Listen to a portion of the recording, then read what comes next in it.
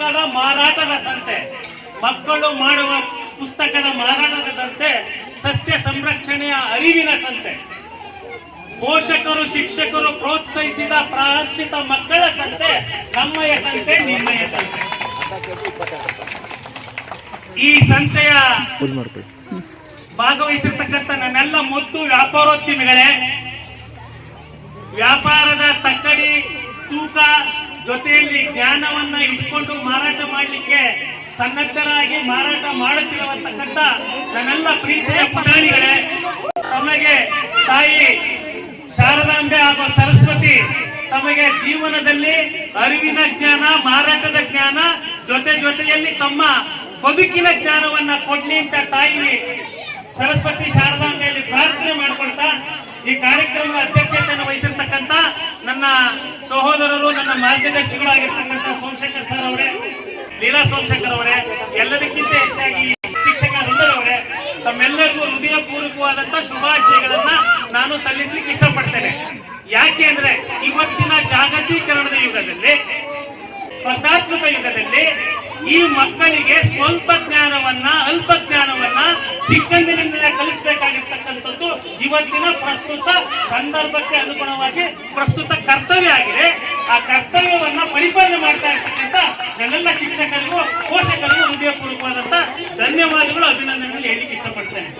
ಯಾಕೆಂದ್ರೆ ಪ್ರಾಥಮಿಕ ಹಂತದಲ್ಲಿ, ಈ ಶಿಶುವಿನ ಹಂತದಲ್ಲಿ ಅವರಿಗೆ ಅರಿವಿನ ಜ್ಞಾನವನ್ನ ತುಂಬುವಂತ ಕೆಲಸವನ್ನ ಈ 26 ವರ್ಷಗಳಿಂದ ಪ್ರಾಥಮಿಕ ವಿದ್ಯಾಸಂಸ್ಥೆ ಮಾಡಿಕೊಂಡು ಬಂದಿರೋದಕ್ಕೆ ನಾನು ಹೃದಯಪೂರ್ವಕವಾದಂತ ತರೀಕೆರೆ ತಾಲೂಕಿನ ಸಮಸ್ತ ಪೋಷಕರ ಪರವಾಗಿ ನಾನು ಧನ್ಯವಾದಗಳನ್ನು ಸಲ್ಲಿಸ್ತೇನೆ. ಅದಕ್ಕೆ ಪ್ರೋತ್ಸಾಹಿಸತಕ್ಕಂಥ ಶಿಕ್ಷಕರಿಗೂ ನಾನು ಮತ್ತೊಮ್ಮೆ ಅವರಿಗೆ ಅಭಿನಂದನೆಗಳನ್ನು ಸಲ್ಲಿಸ್ತೇನೆ. ದಿನಬಳಕೆ ವಸ್ತುಗಳು ಯಾವುದು ಅಂದ್ರೆ ಈ ತರಕಾರಿ, ಬೇಳೆಕಾಳುಗಳು ಮತ್ತು ಇದಕ್ಕೆ ಸಂಬಂಧಪಟ್ಟಂತ ಉತ್ತಮವಾದಂತ ತಾಜಾ ವಸ್ತುಗಳು ಯಾವುದು? ಈ ತರಕಾರಿಗಳು. ಇದರ ಜ್ಞಾನ ಪ್ರತಿಯೊಬ್ಬ ಮನುಷ್ಯನಿಗೂ ಬೇಕು, ಪ್ರತಿಯೊಬ್ಬ ವಿದ್ಯಾರ್ಥಿಗೂ ಬೇಕು, ಪ್ರತಿಯೊಬ್ಬ ಕುಟುಂಬದ ಸದಸ್ಯನಿಗಿರ್ಬೇಕು. ಯಾಕೆ ಮಾತನ್ನು ಹೇಳ್ತಾ ಇದ್ದೇನೆ ಅಂದ್ರೆ, ಪ್ರತಿಯೊಂದರ ಜ್ಞಾನ ನಮ್ಮಲ್ಲಿ ಇದ್ರೆ ಮಾತ್ರ ನನ್ನ ಮನೆ, ನನ್ನ ಕುಟುಂಬ, ನನ್ನ ಊರು, ನನ್ನ ದೇಶ, ನಂದು ಎಲ್ಲವೂ ಬೆಳವಣಿಗೆ ಆಗ್ಲಿಕ್ಕೆ ಸಾಧ್ಯ.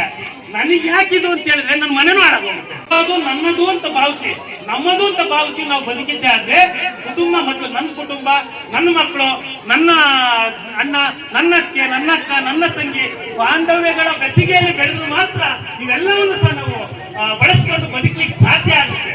ಆದ್ರಿಂದ ನಾನೆಲ್ಲ ಪೋಷಕರ ವೃಂದದವರಿಗೆ ಹೇಳ್ತೇನೆ, ನೀವು ಮೊದಲು ಈ ಮಗುಗೆ ಅಲ್ಲೆಲ್ಲ ಒಂದು ಮಗು ನೋಡ್ತಾ ಇದೆ, ನೋಡಿದೆ ನಾನು, ಅವನು ತೆಂಗಿನಕಾಯಿ ಮಾಡ್ತಾ ಇದ್ದಾನೆ, ತನ್ನ ತಮ್ಮನು ಇನ್ನ ಬಗಲಲ್ಲಿ ಕೂರ್ಸ್ಕೊಂಡು ಅದೆಷ್ಟು ಬಾಂಧವ್ಯದ ಕ್ಷಣಗಳು ಅಲ್ಲಿ ನೋಡಿ ಸರ್. ಅಲ್ಲಿ ಅವ್ನು ಆಟ ಆಡಿಸ್ತಾ ಇದ್ದಾನೆ, ತೆಂಗಿನಕಾಯಿ ವ್ಯಾಪಾರ ಕೂತಿದೆ ನಮ್ಮ ಮಗು. ಅಲ್ಲಿಗೆ ಅರ್ಥ ಆ ಮಗುವನ್ನು ಕರ್ಕೊಂಡ್ಬಂದು ನಾನು ವ್ಯಾಪಾರ ಮಾಡ್ತಾ ಇದ್ದೀನಿ ನೋಡು ಅಂತ ತೋರಿಸೋದ್ರ ಜೊತೆಲಿ ಅವ್ನು ಪ್ರದರ್ಶನ ಮಾಡ್ತಾ ಇದ್ದಾನೆ. ಇದೇ ಬಾಂಧವ್ಯ. ಈ ಬಾಂಧವ್ಯದ ಕ್ಷಣಗಳನ್ನ ಇಂಥ ಸಂತೆಗಳು ಬಿತ್ತರಿಸಲಿಕ್ಕೆ ಸಾಧ್ಯ ಆಗುತ್ತೆ. ಇದನ್ನ ರೂಢಿಸ್ಕೊಡ್ಬೇಕು. ಹಾಗಾಗಿ ನನ್ನೆಲ್ಲ ಪ್ರೀತಿ ಅಜ್ಜಿಯಂದ್ರು ಬಂದಿದ್ದಾರೆ. ನನ್ನ ಮೊಮ್ಮಗ ಸೊಪ್ಪು ಮಾಡ್ತಾನೆ ಅಂತ ಅಜ್ಜಿ ಬಂದಿದೆ. ಅಜ್ಜಿಗೆ ಇವೆಲ್ಲ ಬೇಕಿತ್ತಾ? ಬೇಡ. ಆ ತಾಯಿಗೆ ಬೇಕಾ? ಚಿಕ್ಕಮ್ಮಂಗ್ ಬೇಕಾ? ಬೇಡ. ಯಾಕೆಂದ್ರೆ ನನ್ನ ಮಗನು ಈ ವ್ಯವಹಾರದ ಲಕ್ಷಣಗಳನ್ನ ನಾಳೆ ನಿಮ್ ಕೊತ್ತಂಬರಿ ಸೊಪ್ಪು ತರೋಕೆ 6 ವರ್ಷನೋ 8 ವರ್ಷ ಆದ್ಮೇಲೆ ಹೋಗ್ಲೇಬೇಕು, ಅವ್ನ ಸಂತೆಗೆ ಹೋಗ್ಲೇಬೇಕು, ಮಾರ್ಕೆಟ್ಗೆ. ಅವನಿಗೆ ಅಭ್ಯಾಸಿಸುವ ಬಲ, ಅಭ್ಯಾಸಿಸುವಂತ ಒಂದು ಪ್ರವೃತ್ತಿ ಅವನಿಗೆ ಬರುತ್ತೆ. ಆ ನಿಟ್ಟಿನಲ್ಲಿ ಇಂಥ ಸಹಕಾರಿ ಸಂತೆಗಳು, ಇಂಥ ಬೆಳವಣಿಗೆಗಳು, ಜೊತೆಯಲ್ಲಿ ಪುಸ್ತಕ ಮಾರಾಟ, ಒಳ್ಳೊಳ್ಳೆ ಪುಸ್ತಕಗಳನ್ನ ನಾನು ಎಲ್ಲ ತಾಯಂದ್ರಿಗೆ ಹೇಳ್ತೇನೆ. ನಿಮ್ದಾದ ತಕ್ಷಣ ಆ ಪೋಷಕರು ಅದರ ಬೆಲೆಯನ್ನ ಹೇಳಿ. 1 ಕೆಜಿಗೆ 20 ರೂಪಾಯಿ ಆದ್ರೆ ಅರ್ಧ ಕೆಜಿಗೆ ಎಷ್ಟಪ್ಪ ಅಂತೇಳಿ ಅವ್ನಿಗೆ ಹೇಳ್ಕೊಡ್ಬೇಕು.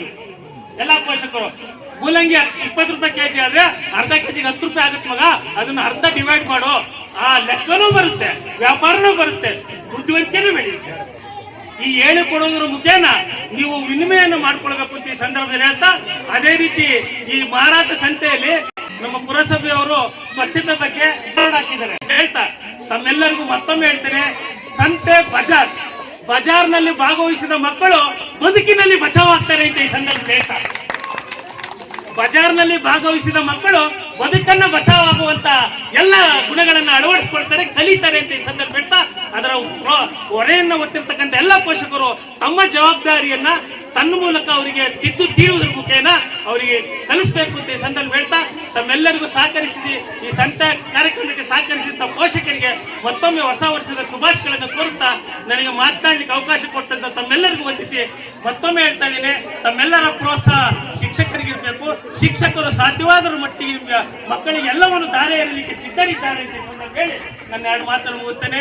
ಈ ಒಂದು ವ್ಯವಸ್ಥೆಯನ್ನು ಕಲಿಸಿದ ಲೀಲಾ ಸೋಮಶೇಖರ್ ಮತ್ತು ಸೋಮಶೇಖರ್ ಅವರಿಗೆ ಮತ್ತೊಮ್ಮೆ ಹೃದಯಪೂರ್ವಕವಾದ ಇಂಥ ಕಾರ್ಯಕ್ರಮಗಳು ಹೆಚ್ಚು ಬರಲಿ. ಉದಯೋನ್ಮುಖ ಶಿಕ್ಷಣ ವ್ಯವಸ್ಥೆಯ ಅಧಿಕಾರದಿಂದ ನಮ್ಮ ಸೋಮಣ್ಣ ಅವರು ಏನಾರ ಒಂದು ಮಾಡ್ತಾ ಇರ್ತಾರೆ ಮಕ್ಕಳಿಗೋಸ್ಕರ, ಸಮಾಜಕ್ಕೋಸ್ಕರ, ಶಿಕ್ಷಣ ಸಂಸ್ಥೆಗೋಸ್ಕರ. ಅದರ ದಾರಿಯಲ್ಲಿ ಅವರ ಮಗನಾಗಿರ್ತಕ್ಕಂಥ ಅನುಭವ ನಡೀತಾ ಇದ್ದಾರೆ. ಅವ್ರಿಗೆ ಯಶಸ್ಸು ಸಿಗಲಿ ಅಂತೇಳಿ ಆ ಭಗವಂತನಲ್ಲಿ ಕೇಳ್ಕೊತ ನಮ್ಮ ಮಾತು ಮುಗಿಸ್ತೇನೆ. ಜೈ ಕರ್ನಾಟಕ ಮತ್ತೆ ಜೈ ಸಂತೆ, ಜೈ ಬಜಾರ್.